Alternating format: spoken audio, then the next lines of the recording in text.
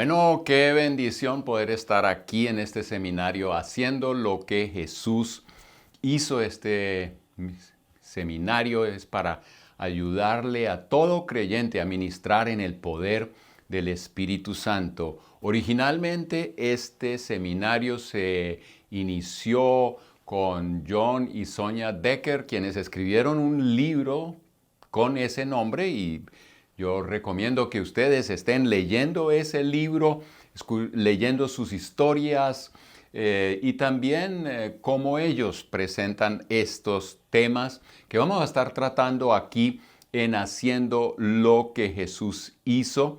Vamos a tratar varios temas. Primero, una introducción a este material y el por qué estamos insistiendo en el material, en estas lecciones de Haciendo lo que Jesús hizo, porque vamos a estar tocando temas como, por ejemplo, guiar a una persona a los pies de Cristo usando el testimonio personal. Y también vamos a estar hablando acerca del bautismo con el Espíritu Santo. No podemos hacer lo que Jesús hizo sin el poder del Espíritu Santo. También vamos a estar hablando de sanando a los enfermos y vamos a estar aprendiendo a escuchar la voz de Dios, como también vamos a tener que tratar cómo enfrentar a los demonios. Bueno, en este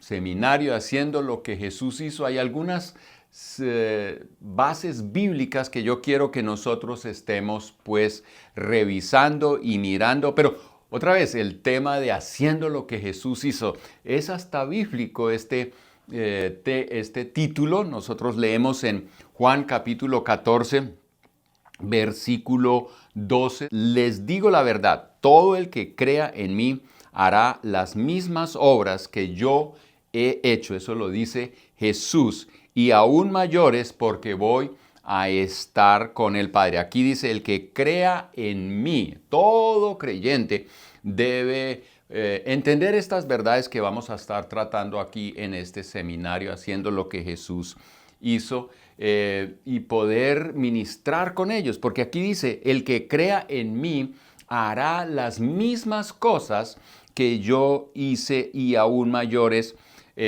hará. Entonces, haciendo lo que Jesús hizo, viene precisamente pues de este versículo. Y otra vez, como ya lo dije, estas lecciones, estos módulos son para todo creyente. Todos podemos aprender a hacer lo que Jesús hizo. Debemos estar involucrados en el ministerio al cual Dios nos ha llamado.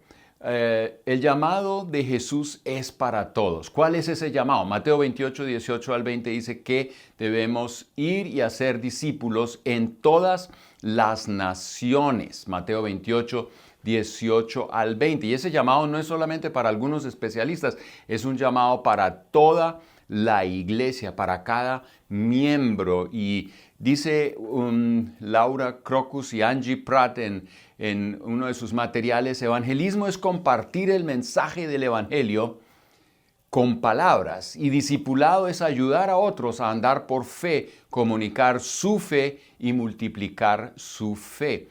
Esto resume prácticamente de otra manera lo que dice Mateo 28, 18 al 20, donde pues todos debemos ir y hacer discípulos que hacen discípulos, verdaderos discípulos de Cristo que creen en el Señor, pero que crecen también en el conocimiento de Dios y obedecen los mandatos, porque recordemos que Mateo 28, 18 al 20 dice que debemos aprender a obedecer, no solamente a entender lo que es la voluntad de Dios, la palabra de Dios, sino también tenemos que abrazarla y también tenemos que hacerla, tenemos que obedecer. Y lo otro que hace un buen discípulo es, pues, crece en el conocimiento de Dios, pero también cambia a la imagen de Jesús. Gálatas 4:19 nos dice que Pablo sufría una vez más dolores de parto por los Gálatas, porque no veía cómo estaban cambiando ellos a la imagen de Jesús. Entonces, un anhelo profundo del apóstol Pablo era ver que los cristianos cambiaran a la imagen de Jesús. Pero no podemos parar ahí. Tenemos que crecer en conocimiento, también crecer en el carácter, cambiar a la imagen de Jesús, pero también tenemos que aprender a hacer lo que Jesús hizo, como ya lo hemos leído en Juan capítulo 14, versículo 12. Y pues Jesús nos manda a ser discípulos en todo el mundo. Entonces, este manual de haciendo lo que Jesús hizo apunta a ayudar en esto, crecer en conocimiento, ayudarnos a cambiar a la imagen de Jesús, pero sobre todo a hacer lo que Jesús hizo. En otras palabras, o como otra gente lo dice, cabeza, corazón y manos. Y por eso estamos dando con este seminario también herramientas para que podamos hacer, mejor dicho, usar las manos bien. Y otra cosa que debemos también entender es que todo discípulo debe ser entrenado para hacer lo que Jesús hizo. Aquí esto no es para especialistas, insisto una vez más, solamente, sino para toda la iglesia. Creemos en lo que dice 1 Pedro 2, versículos 4 al 12, en el sacerdocio general de todos los creyentes involucrados. De hecho, Efesios capítulo 2, versículo 10 dice la palabra de que nosotros somos hechura suya, creados en Cristo Jesús, para buenas obras que Él de antemano ha preparado. Dios ha preparado que nosotros obremos, que nosotros hagamos las cosas que Jesús hizo. Hoy nosotros somos los pies y las manos de Jesús en este mundo para llevar el evangelio a los rincones donde no ha llegado. Y usted que está viendo este video y estudiando este material, usted tiene que tener en cuenta eso. Usted está llamado a poner las manos en el arado y empezar a usar las manos para bendecir a otros, ahora también la boca, porque mucho de nuestro trabajo es predicar la palabra de Dios, enseñar y ayudarle a la otra gente a entender la voluntad de Dios, pero también pues estamos ayudando prácticamente, alcanzándole la mano al necesitado y ayudándole a acercarse a Dios. Entonces, un ejemplo de estos, pues a mí me gusta mucho el ejemplo de Ananías, de aquel Ananías que le ayudó a Pablo en su inicio como creyente. Sabemos que Pablo tuvo una experiencia muy dramática en el viaje de Jerusalén a Damasco. Dios lo paró, él estaba en plan de perseguir a la iglesia, hacerle daño a la iglesia, pero Dios lo paró y él entiende que él estaba persiguiendo era a Jesús. Se convierte, pero cuando está ciego por la luz que lo resplandeció y estaba estacionado allá en Damasco, Dios envía a Ananías. Y la Biblia interesantemente dice allá en Hechos capítulo 9, 10 al 12, Ananías un discípulo o un tal discípulo. Ahí no dice el líder, ahí no dice el pastor, ahí no dice algún Superman, no, un normal, común y corriente. Y este hombre fue donde Pablo finalmente le impone manos. Saulo o después Pablo es sanado de la enfermedad o de esa ceguera, pero también recibe el bautismo en agua y el bautismo en el Espíritu Santo, y Ananías ese es el que le confirma también el llamado. Y después no volvemos a escuchar nada más de este Ananías, un común y corriente ayudándole a un nuevo creyente a estabilizarse o a comenzar bien el camino con Dios. Hay muchos otros ejemplos en la Biblia como gente común y corriente fue usada por Dios para tocar gente. Y en un rato yo les voy a hablar de mi vida y cómo alguien común y corriente me habló, me compartió el Evangelio y por eso estoy hoy acá donde estoy. Hace poco pude otra vez ver a esta pareja que me compartieron el Evangelio al inicio y me ayudaron a estabilizarme en la fe, a seguir adelante. Gente común y corriente. Y claro, hoy podemos hablar y decir, Dios ha sido bueno y gracias a Dios por estos tipos de gente que nos comparte el Evangelio. En todas las encuestas que hemos hecho en todo lado, nosotros nos hemos dado cuenta, tanto encuestas profesionales lo dicen como encuestas muy hechas en casa, que la mayoría de la gente, 75 a 80 veces hasta 90% de la gente en una congregación llegó a conocer del Señor porque un amigo o un familiar les compartió. Y qué bueno si cada creyente tiene los elementos, las herramientas para poder llegar y compartir el Evangelio con otra gente y poder guiarla a los pies de Cristo, aún ministrarles el bautismo con el Espíritu Santo, sanar enfermos y en caso dado también pues tratar con demonios que pueden haber ahí en juego en estas personas. Así que por eso tenemos este seminario y ojalá que usted lo disfrute mientras está estudiando. Yo recomiendo que el libro de los Decker, usted lo lea, pero no solamente ese libro. Tenemos un manual que va con esto aquí en estos videos. Usted no va a estar escuchando todo lo que hay en el manual. Hay mucha información, muchas citas bíblicas en el manual que yo recomiendo que usted lo use, lo lea y estudie con cuidado, con todo el esmero necesario. Hay muchas citas bíblicas en cada una de las lecciones que presentamos aquí en este material y vale la pena leerlas, ver qué es lo que está escrito y naturalmente abrazarlo y comenzar a hacerlo.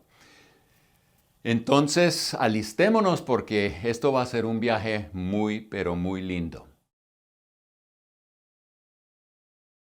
Bueno, ahora vamos a mirar la primera lección o el primer tema para haciendo lo que Jesús hizo.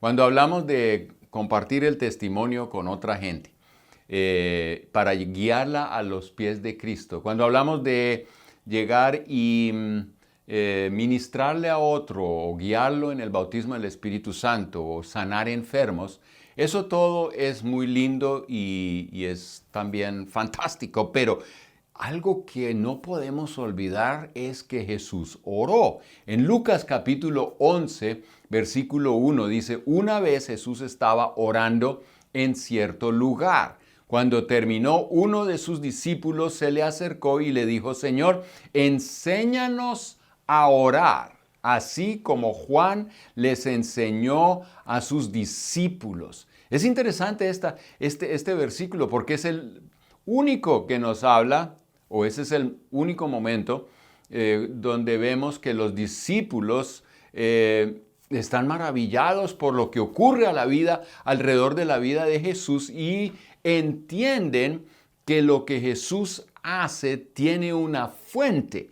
Y es la oración. Por eso ellos dicen, enséñanos a orar. Ahora, ellos echaban fuera demonios, Jesús les enseñó eso y a sanar enfermos, pero ellos no dijeron, enséñanos a orar por los enfermos o enséñanos a echar fuera demonios.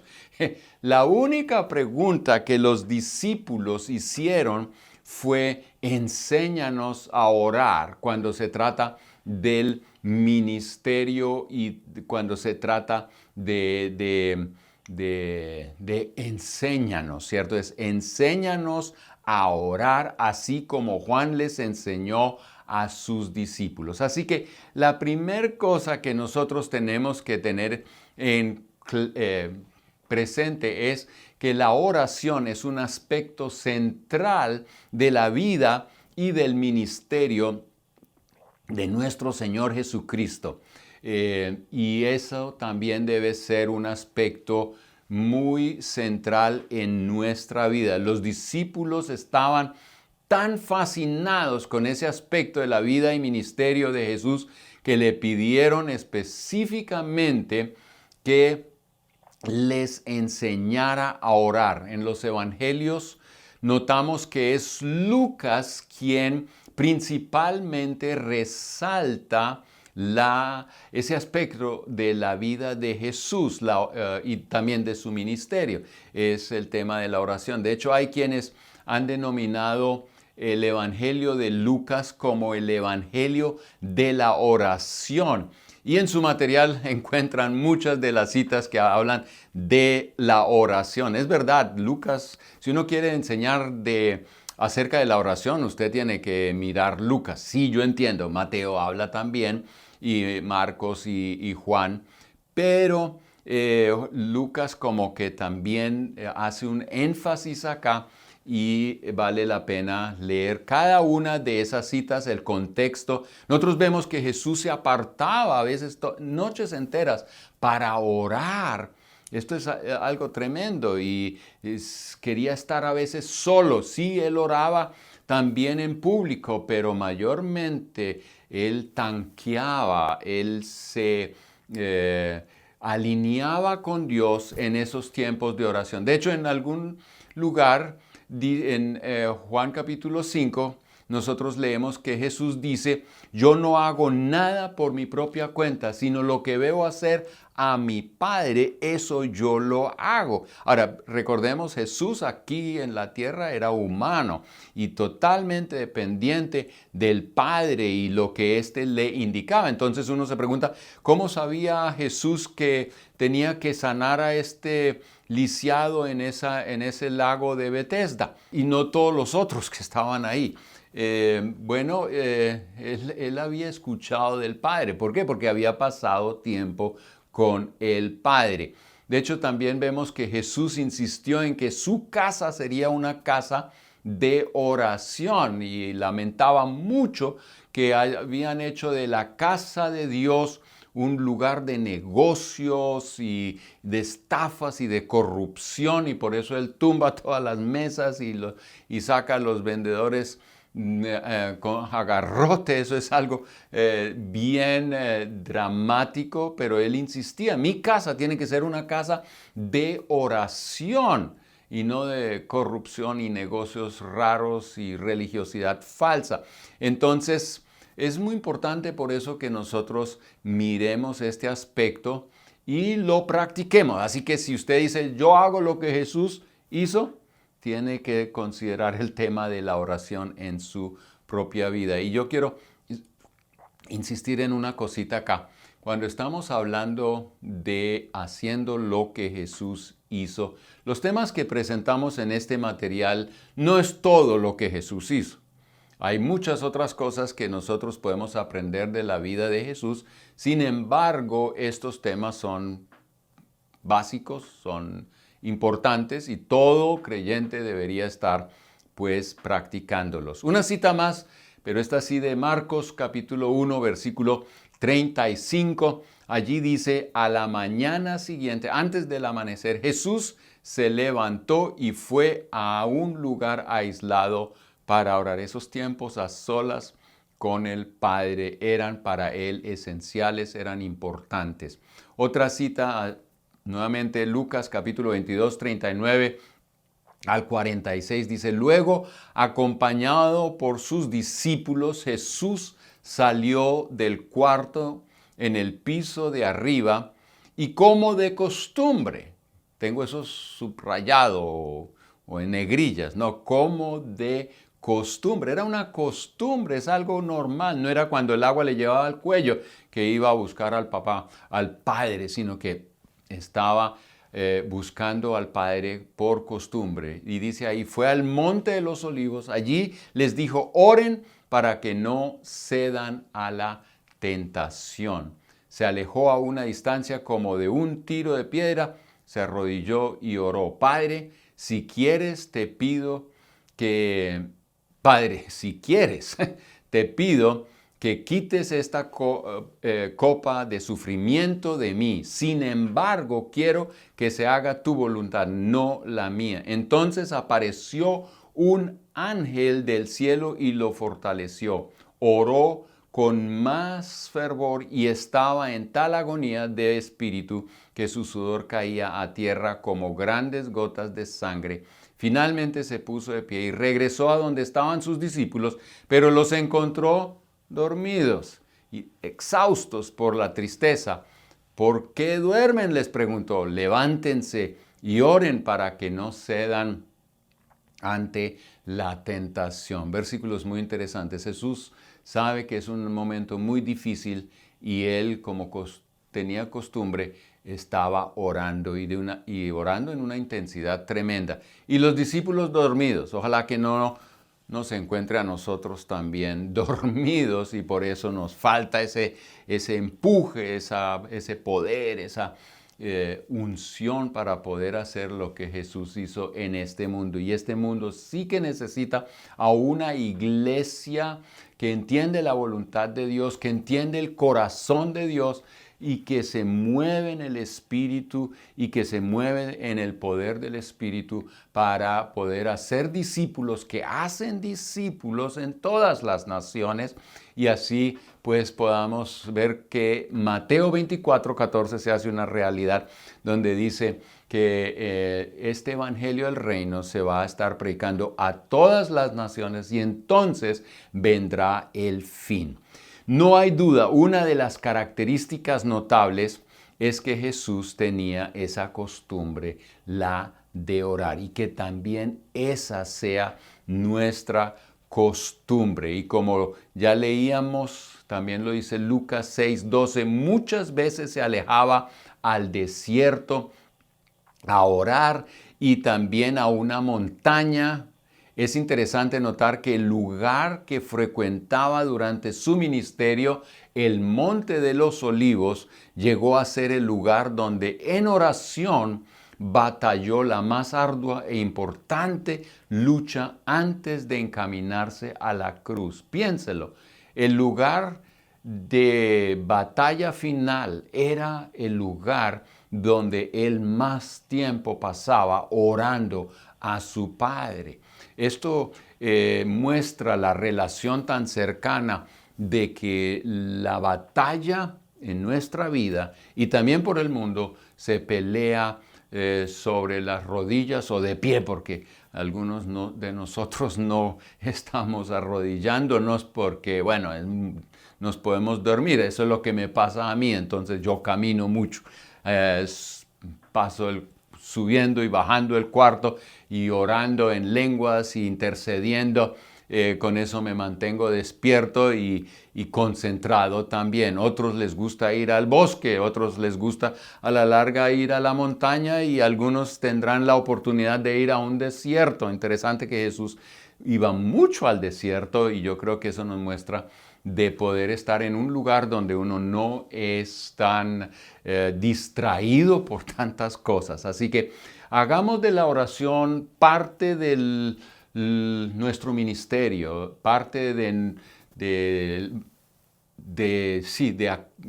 hagámoslo un lugar, un oasis donde podemos nosotros tanquear y alistarnos para la batalla cuando salimos a la calle, cuando salimos a trabajar, y poder ser allí embajadores de Cristo en el lugar donde Dios nos tiene. Él oraba, Jesús solo, pero también oraba en público, integraba la oración a su vida, en toda su vida, tanto privada como ministerial, y en su misión. Él oraba porque él sabía que tenía que cumplir una tarea. Y otra cosa que yo quiero mencionar en este contexto de la oración y que yo he visto, donde yo creo que a veces hay cosas que hay que corregir aquí. Jesús se dirigía a Dios llamándolo Padre. Ahora, entiendo que esa palabra Abba es similar a papito, pero cuando nosotros hablamos a Dios, digámosle más bien Padre en vez de papito, porque a veces pensamos que ese papito es un alcahuetas. Así por lo menos me da la impresión a mí cuando escucho papito y le pedimos que haga, que corra, que no sé qué. No, Padre, ¿por qué? Porque yo creo que Dios es Dios, Él es el creador del cielo y de la tierra y no se compara con ningún humano, no, Él es Dios todopoderoso, y Él quiere ser y es mi Padre. Salvo en la cruz, allí él oró un poco diferente Jesús, pero yo le digo, usemos Padre cuando estemos orando. Si alguien me pregunta cómo orar, yo digo, llámelo Padre, porque Él es el Padre de misericordias y también el Dios de toda consolación. Eso es lo que dice 2 Corintios capítulo 1, versículos 3. Entonces, sí, es el Padre de misericordias. Y podemos tratarlo con respeto y entendiendo que Él tiene la autoridad, con Él no se juega. Así que sí, ese punto creo que es muy importante. Otro que yo también quiero pues apuntar aquí, otro punto es Jesús empleó las escrituras para orar. Él, no solamente cuando enfrentaba al diablo, pero también cuando estaba orando, siempre se refería a la palabra de Dios. Y yo creo, mi vida ha cambiado mucho, mi vida de oración, cuando leo la palabra de Dios y uso esa palabra para orar al Padre. Porque cuando entiendo lo que está escrito, ahora estoy orando de acuerdo a la voluntad de Dios y tengo esa seguridad que Dios va a intervenir y va a ayudarnos. Entonces, y a veces nosotros no sabemos qué orar. Entonces, la Escritura nos guía en este asunto y podemos ser gente que ora efectivamente. Entonces, ¿qué es lo que quiero que nosotros tengamos aquí como claro en nuestra mente? Jesús, por costumbre, oraba, tanto en lugares aislados, él solo, como también en público. La oración era un asunto totalmente integrado a su vida y a su ministerio para ver cumplir la misión de Dios, de que todo el mundo escuchara el Evangelio y pudiera ser salvo. Jesús se dirigía a Dios diciéndole Padre, lo llamaba Padre. A mí eso me significa mucho cuando yo digo, Padre que estás en el cielo, santificado sea tu nombre, hágase tu voluntad, o venga tu reino, hágase tu voluntad, como en el cielo, también en la tierra. Padre, llamémoslo Padre. Y usemos las escrituras para orar. Por ejemplo, si usted dice, quiero orar por los líderes de nuestra nación, entonces usted puede ir a 1 Timoteo y llegar y leer allí, por ejemplo, dice 1 Timoteo, capítulo 2, 1 al 4, que nosotros debemos estar orando por todos los seres humanos. Todos es todos. Entonces, aún aquellos políticos que nosotros decimos, ¿por qué está ahí? Y quisiéramos, no sé, qué hacer con ellos. Pero Dios quiere que oremos por ellos. Y después dice, pídale a Dios que los ayude, intercede en su favor y da gracias por ellos. Entonces, ¿cómo podemos orar por la gente? Ahí está muy claramente dicho que Dios les ayude, que Dios les ayude a cumplir las cosas buenas, intercede en su favor. Usted puede orar por sanidad, por el vecino o para que el vecino le vaya bien o a la familia esté bien, etc. Después dice, ora de ese modo por los reyes. Ajá, mire, interesante que de esa manera pedir ayuda para el presidente o quien sea el líder en su nación, ¿no es cierto? Y que le vaya bien. Y usted dice, no, por favor, que lo bajen. O cosas por el estilo. No, aquí dice que le ayude, que Dios le dé favor. ¿Por qué? Porque cuando Él tiene éxito, nosotros también vamos a ser gente bendecida. Y después dice, y por todos los que están en autoridad, para que podamos tener una vida pacífica y tranquila, caracterizada por la devoción a Dios y dignidad. Esto es bueno y le agrada a Dios y nuestro Salvador, quien quiere que todos se salven y lleguen a conocer la verdad. Aquí hay un punto muy importante cuando se trata de nuestros líderes políticos. ¿Cómo vamos a orar? Oye, por la salvación. A veces estamos criticando mucho nuestras autoridades y le sabemos todo lo malo y lo hablamos en todo momento, pero no oramos por su salvación. No oramos que lleguen a conocer la verdad. Y claro, esto no solamente es para orar por los líderes, sino por todos los humanos. ¿Qué es la necesidad número uno que todo el mundo tiene? Pues la salvación, y por eso podemos orar. Pero aquí es una cita solamente y es una que nos dirige en la oración y podemos usarla para orar. Podemos orar por muchos otros temas, podemos pensar en familia, hay citas bíblicas que hablan de familia, léalas, medite primero. De hecho, una cosa muy importante en la oración es callar, escuchar y entonces orar y usar la escritura para poder hablar con el Padre acerca de esos temas. Así que sí, con esto yo los quiero dejar y ojalá que antes de seguir con este seminario, tómate un tiempo. Échele una mirada a todo el manual, los temas que vamos a estar tratando en este manual y ore para que este tiempo sea un tiempo donde usted pueda entender más profundamente a Dios, su voluntad, que este material y todo el contenido del mismo te ayude a cambiar más a la imagen de Jesús y que también te dé este material herramientas para hacer lo que Jesús hizo. Puedas hacerlo con el poder, con sabiduría y así poder ser de gran bendición para muchas personas. Así que apague el video y ahora comience a orar.